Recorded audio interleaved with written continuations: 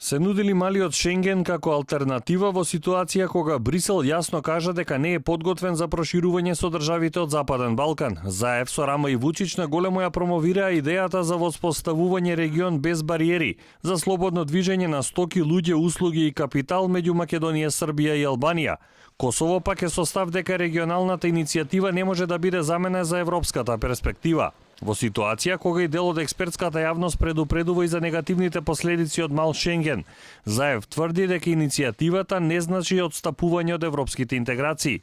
За опозицијата секоја иницијатива е добредојдена, но единствена стратешка унија кон која треба Македонија да се стреми е Европската унија. Амбасадорот на Франција Тимоние ја поддржува ваквата соработка.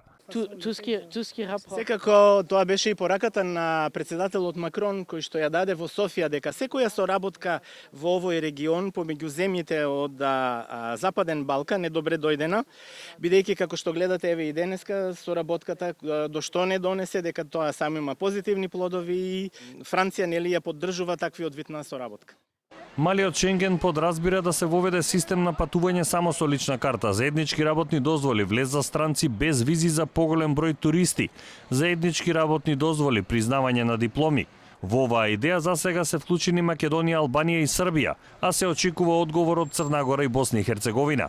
Мал Шенген треба да стартува во 2021 година.